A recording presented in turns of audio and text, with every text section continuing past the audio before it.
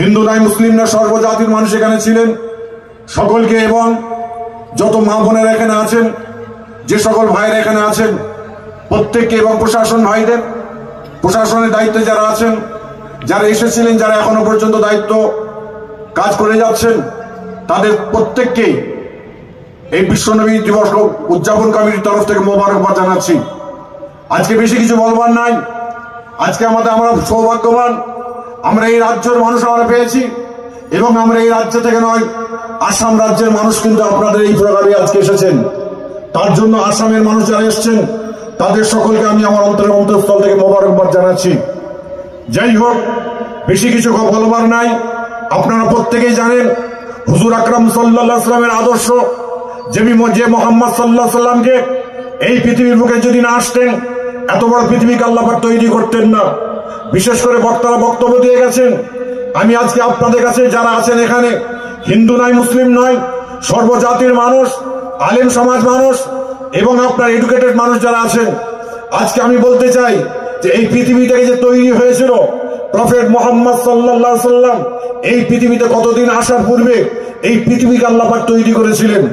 এক নম্বর প্রশ্ন। দ্বিতীয় নম্বর, হুজুর আকরাম সাল্লাল্লাহু আলাইহি ওয়াসাল্লাম যে আদর্শবান, যে আদর্শ আমাদের কাছে দেখিয়ে দিয়ে গেছেন, যে মুহাম্মদ সাল্লাল্লাহু আলাইহি ওয়াসাল্লাম দুনিয়াতে যখন এসেছিলেন, আম্মাজান মা আমিনা তিনি বলেছিলেন যে মুহাম্মদ ইবনে আব্দুল্লাহ যখন প্রসব বেদনা উঠেছিল, আমি কষ্ট পাই নাই, আমি ব্যথা পাই নাই। এমন সময় তিনি যখন জন্মগ্রহণ করেছিলেন, তিনি কিন্তু সেজদা অবস্থায় তিনি জন্মগ্রহণ করেছিলেন। এবং প্রফেট মুহাম্মদ সাল্লাল্লাহু আলাইহি ওয়াসাল্লাম, হুজুর আকরাম সাল্লাল্লাহু আলাইহি ওয়াসাল্লাম যে নবীকে তৈরি না করলে এত বড় পৃথিবীকে আল্লাহ পাক তৈরি করতেন না। সে রাসূল যখন দুনিয়াতে এসেছিলেন, তার লজ্জাস্থান পর্যন্ত ঢাকা ছিল। এটা আমাদের প্রত্যেকে জানা আছে। যাদের জানা নেই তাদের প্রত্যেককে আমি জানিয়ে দিচ্ছি আজকে তিনি কত বড় আদর্শবান ছিলেন। তিনি ছোট থেকে বড় হয়েছিলেন, মায়ের কাছ থেকে মানুষ হলেন। মায়ের কাছে মানুষ হওয়ার পরে তিনি এমন সব 6 বছর বয়সে, কিছু মতনৈক্য আছে 7 বছর বয়সে তিনি মা জননীকে হারিয়েছিলেন। দাদার কাছে তিনি মানুষ হলেন। দাদার কাছে মানুষ হতে আস্তে আস্তে বড় হলেন। কেন? তার ইলমকে, তার জ্ঞানকে স্বয়ং আল্লাহ পাক পরওয়ারদিগার বেনিয়াস তিনি জান্নাত থেকে দিয়ে পাঠিয়েছিলেন। এটা আপনার আমার প্রত্যেকে জানা আছে।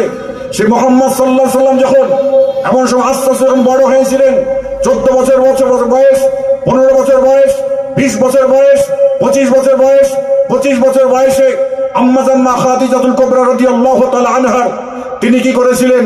ব্যবসা দেখভাল করেছিলেন। যখন দেখভাল করেছিলেন খাদিজাতুল কুবরা সেই সময় বড় ধরনের একটা ব্যবসায়ী মানুষ ছিলেন। তিনি এমন প্রফেট মুহাম্মদ সাল্লাল্লাহু আলাইহি ওয়াসাল্লাম যখন তার ব্যবসা বাণিজ্য যখন দেখেছিলেন, এমন সময় তিনি একদিন নয় 2 দিন 3 দিন যখন দেখভাল করার পর বললেন, এই খাদিজাতুল কুবরা বলেছিলেন, এই মুহাম্মদ ইবনে আব্দুল্লাহ, তোমার মতো সৎ ছেলে, তোমার মতো এত ভালো সন্তান আমি দুনিয়ায় দুটো পাই নাই। তুমি যে আমার যে আমি যে ব্যবসা বাণিজ্য করেছি, আমার টাকা পয়সা যেভাবে তুমি আজকে সুন্দরভাবে আমাকে গুছিয়ে দিয়েছো, এইভাবে আমাকে কেউ গুছিয়ে দেয়নি। সঙ্গে সঙ্গে এমন সময় তিনি বলে উঠলেন, এই মুহাম্মদ ইবনে আব্দুল্লাহ, আমি তোমাকে বিয়ে করতে চাই। তখন তিনি বললেন, খাদিজা আপনি শুনে রেখে দিন, আজকে আমি আপনাকে প্রস্তাব গ্রহণ করতে পারছি না। খাদিজাতুল কুবরা এই সময় বলেছিলেন, এই মুহাম্মদ ইবনে আব্দুল্লাহ, তোমার কাছে আমার একটা প্রশ্ন আছে। তোমার দুনিয়াতে বাপ নাই, তুমি মায়ের পেটে থাকা অবস্থা তোমার বাপ দুনিয়া থেকে বিদায় নিয়েছে। 7 বছর বয়সে তোমার মা চলে গেছে দুনিয়া থেকে। তোমার আজকে কি আছে বলো? সঙ্গে সঙ্গে তিনি বলেছিলেন, আমার দাদা তিনি দুনিয়ায় বেঁচে আছেন। আজকে নবী মুহাম্মদ সাল্লাল্লাহু আলাইহি ওয়াসাল্লামের সেই আদর্শের কথা শুনে আজকে জোয়ান যুবক মুরব্বী যারা বসে আছেন, আমাদের প্রত্যেকে সচেতন হতে হবে।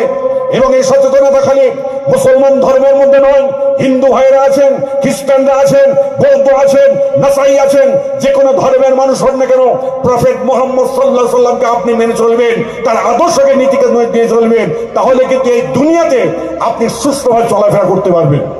দ্বিতীয় নম্বর, তিনি এমন সময় দাদাকে যখনই বললেন যে আজকে এইভাবে আমার প্রস্তাব এসছেন, দাদা বলে, যাও, মুহাম্মদ ইবনে আব্দুল্লাহকে যদি খাদিজা যদি বিয়ে করতে চাই, আমি এই প্রস্তাবে রাজি আছি। খাদিজার বয়স 40 বছর, হুজুর আকরাম সাল্লাল্লাহু আলাইহি ওয়াসাল্লামের বয়স 25 বছর। এমন সময় খাদিজাতুল কুবরার সঙ্গে যখন বিয়েটা হয়ে গেল, বিয়ে হয়ে যাওয়ার পরে এমন সময় আম্মাজান মা খাদিজাতুল কুবরা রাদিয়াল্লাহু তাআলা আনহা বহু ধন সম্পত্তি ছিল, বহু টাকা পয়সা ছিল। তখন তিনি বললেন, আম্মাজান মা খাদিজাতুল কুবরা রাদিয়াল্লাহু তাআলা আনহাকে আমার রাসূল পাক সাল্লাল্লাহু আলাইহি ওয়াসাল্লাম বললেন, এ খাদিজা, তোমার এত টাকা পয়সা, তোমার ধন দৌলত, তুমি কি করবে বলো? বলে আমি আপনাকে আমি সবকিছু দিয়ে দিলাম, আপনি যাতে রাজি, আমি খাদিজা তাতে রাজি। আমার নবী, আপনার নবী, দয়ার নবী হুজুর আকরাম সাল্লাল্লাহু আলাইহি ওয়াসাল্লাম তিনি এমন সময় প্রত্যেকটা জিনিসকে তিনি আপনার কি বললেন, দান করে দিলেন, মানুষের কাছে দিয়ে দিলেন। মানবকে, আপনার জাতিকে, মানব জাতিকে ভালোবাসার জন্য, মানুষের আপনার কি বলে ভ্রাতৃত্ব রাখার জন্য তিনি সবকিছু মানুষকে দান করে দিলেন। দান করে দিবার পরে আম্মা জান মা খাদিজাতুল কুবরা রাদিয়াল্লাহু তাআলা আনহা তিনি যে কত বড় আদর্শবান ছিলেন, কত যে মানবতার মানুষ ছিলেন, খাদিজাতুল কুবরাকে আমার রাসূল পাক সাল্লাল্লাহু আলাইহি ওয়াসাল্লাম বললেন, এ খাদিজা, আমি যদি দান করে দিই, আমি যদি সবকিছু খায়রাত করে দিই, আমি যদি মানুষকে বিলিয়ে দিই, তুমি কি আমার কাছে থাকবে? বলে আপনার কি বলে মুহাম্মদ ইবনে আব্দুল্লাহ, আপনি শুনে রেখে দিন, আপনি যত যাই বলেন না কেন, আপনি এত বড় আদর্শবান, আমার টাকা আমার লাগবে না, আমার পয়সা আমার লাগবে না, আপনার আদর্শটা হলো আমার জন্য যথেষ্ট। তারই জন্য তিনি আম্মা জান মা খাদিজাতুল কুবরা রাদিয়াল্লাহু তাআলা আনহার কাছে তিনি এমন সময় তিনি আম্মা জান মা খাদিজাকে তিনি ভালোবাসতে রইলেন। তিনি আস্তে আস্তে সমাজকে বাড়াতে রইলেন, ইসলামটাকে বাড়াতে রইলেন। এমন সময় আম্মা জান মা খাদিজাতুল কুবরা রাদিয়াল্লাহু তাআলা আনহা তিনি দুনিয়া থেকে বিদায় নেবেন। এমন সময় একদিন আলোচনা করছেন, কথাবার্তা বলতে বলতে আম্মা জান মা খাদিজাতুল কুবরা রাদিয়াল্লাহু তাআলা আনহা তিনি এমন সময় বলে উঠলেন যে আপনার কি বলে, এই মুহাম্মদ ইবনে আব্দুল্লাহ, আপনার সঙ্গে আলোচনা করতে গিয়ে আমার একটা কথা মনে পড়ে গেছে। বলে আমার রাসূল পাক সাল্লাল্লাহু আলাইহি ওয়াসাল্লাম বলেছিলেন, খাদিজা তুমি কি চাও? বলে শুনে রেখে দিন, আমার আল্লাহ পাক কোরআনের মধ্যে বলে দিয়েছেন, বিসমিল্লাহির রহমানির রহিম, কুল্লু নাফসিন যায়কাতুল মউত, মউত বারহাক, মউতের স্বাদ প্রত্যেকটা মানুষকে চাইতে হবে। এই মুহাম্মদ ইবনে আব্দুল্লাহ হুজুর আকরাম সাল্লাল্লাহু আলাইহি ওয়াসাল্লামকে বলছেন, আমার মউতটা কেমন হবে বড় চিন্তার মধ্যে আছি। সঙ্গে সঙ্গে আমার রাসূল পাক সাল্লাল্লাহু আলাইহি ওয়াসাল্লাম বললেন, খাদিজা তুমি কি চাও? তুমি কি চাও? তুমি তো মহিলাদের মধ্যে সর্বপ্রথম তুমি ঈমান এনেছো, তুমি কি চাও? বলে আমার মউতটা কেমন হবে আমি খুব চিন্তার মধ্যে আছি। বলে তুমি চাইছো কি? বলে আমি যখন দুনিয়া থেকে বিদায় নেব, আমাকে গোসল দেওয়া হবে, আমাকে কাফন পরানো হবে, কাফনের সঙ্গে আপনার মাথার পাগড়ি মোবারকটা চাই। সঙ্গে সঙ্গে রাসূল পাক সাল্লাল্লাহু আলাইহি ওয়াসাল্লাম বললেন, খাদিজা তুমি কোনো চিন্তা করো না, আমি রাসূলুল্লাহ দুনিয়াতে থাকি বা নাই থাকি, আমার মাথার পাগড়ি তোমার কাফনের সঙ্গে দেওয়া হবে। খাদিজা তুমি আর কি চাও? বলে হুজুর আকরাম সাল্লাল্লাহু আলাইহি ওয়াসাল্লামকে বলে, হুজুর আপনি আমার জানাজার নামাজটা পড়িয়ে দেবেন। বলে খাদিজা তুমি আগে যাবে কি আমি আগে যাব? এটা বলার কারো ক্ষমতা নাই। এই আপনার মত কখন কার আসবে কেউ বলতে পারে না। বাপ দুনিয়ায় বেঁচে থাকবে, ছেলে দুনিয়া থেকে চলে যাবে, দাদা বেঁচে থাকবে, দাদা ছেলে চলে যাবে, ছেলে বেঁচে থাকবে, স্ত্রী চলে যাবে, অনেক রকম কর্মকাণ্ড আছে। এই মুহাম্মদ আপনার কি বলে, খাদিজা তুমি কেন এই কথা কেন বলছো? সঙ্গে সঙ্গে আম্মা জান মা খাদিজাতুল কুবরা বললেন, এই মুহাম্মদ ইবনে আব্দুল্লাহ আমার স্বামী, আমার হায়াত কেটে আপনার হায়াতকে বাড়িয়ে দেওয়া হোক। আজকে দেখেন আম্মা জান মা খাদিজাতুল কুবরার আদর্শ কি ছিল, মানবতা কি ছিল, ভালোবাসা কি ছিল।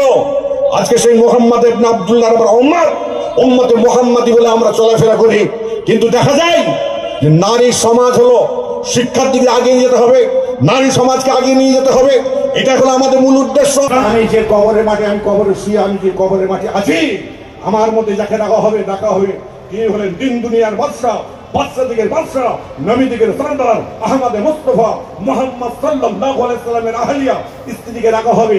আমি কবরের মাটি, আমি কি তার সঙ্গে একবার মুআনাকা করতে পারবো না? আমরা ঈদের নামাজ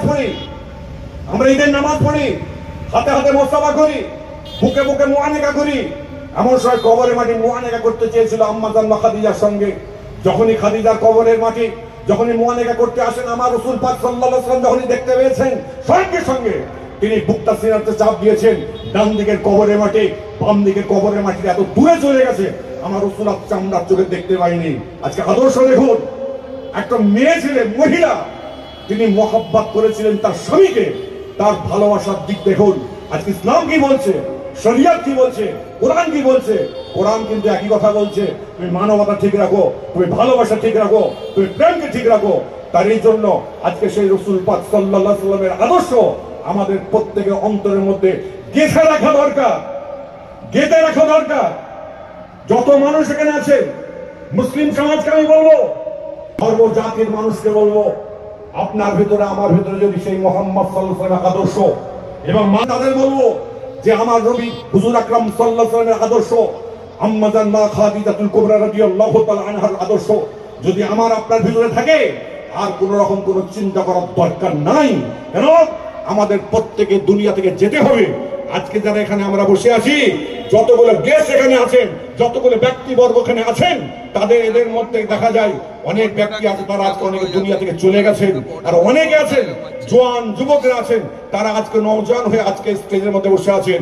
আজকে দেখতে বড় ভালো লাগে, ফুলের বাগানকে আজকে দেখতে বড় ভালো লাগে, কিন্তু ফুলের বাগানকে যদি আমরা সজ্জিত করে রাখতে পারি, সুন্দর করে যদি রাখতে পারি, তবে কিন্তু আমরা কিন্তু একটা জায়গায় পৌঁছাতে পারবো। তারই জন্য আজকে আমার বেশি বক্তব্য দেওয়ার কোনো আমার দরকার নাই, কারণ আমরা সবাই জানি আমাদের বিষয়বস্তুটা কি, আমরা কি জন্য এসেছি, কি জন্য আমরা বসে আছি। সেই মুহাম্মদ সাল্লাল্লাহু আলাইহি ওয়াসাল্লামের আদর্শ ঠিক রাখুন, মানবতা ঠিক রাখুন, প্রেম ঠিক রাখুন। যদি রাখতে পারি, আজকে আমাদের রাজ্য শান্তপ্রিয় রাজ্য। এই রাজ্য আমরা সাম্প্রদায়িক আমরা লাগতে দিই না, আমরা সম্প্রীতি বজায় রাখার চেষ্টা করি। তারই জন্য আজকে যতগুলো মানুষ এখানে আছেন, হিন্দু বলে নয়, মুসলিম বলে নয়, খ্রিস্টান বলে নয়, বৌদ্ধ বলে নয়, সকল ধর্মের ভাইদের সেই আপনার জীবন আমার অন্তরস্থল থেকে সেই ভক্তিত ভালোবাসা দিয়ে, মানবতা দিয়ে, এবং স্টেজে যতগুলো মানুষ এখানে বসে আছেন, এখানে বাগনান থেকে শুরু করে যত পীর সাহেব পীরজাদারা আছেন, যত আপনার হুজুররা আছেন, এখানে যত জ্ঞানী গুণী বুদ্ধিজীবীরা আছেন, প্রত্যেককেই আমি আমার অন্তরস্থল থেকে আরেকবার শ্রদ্ধা জানিয়ে, ভালোবাসা জানিয়ে, মানবতা জানিয়ে, সামনের বছর যেন আমরা আবার যেন এই বাগনান উদযাপনের বিশ্বনবী উদযাপন কমিটির মাধ্যমে আমরা যে এক হয়ে যেন আবার যেন শিরটানা উঁচু করে যেন দাঁড়াতে পারি। এবং আমাদের কাছে কেউ যদি শিরটানা যদি ব্যাকাতে আসে, আমরা কিন্তু ব্যাকাতে পারি, আর কেউ যদি সোজা হয়ে চলতে পারে, চাই আমরা সোজা হয়ে চলতে পারি, এটা মাথায় রেখে চলবে। যদি কেউ যদি ব্যাকো, আমরাও কিন্তু বেঁকবো, আর কেউ সবাই যদি সোজা থাকো, আমরাও কিন্তু সোজা থাকবো। এই বলে আমার বক্তব্য এখানে শেষ করলাম।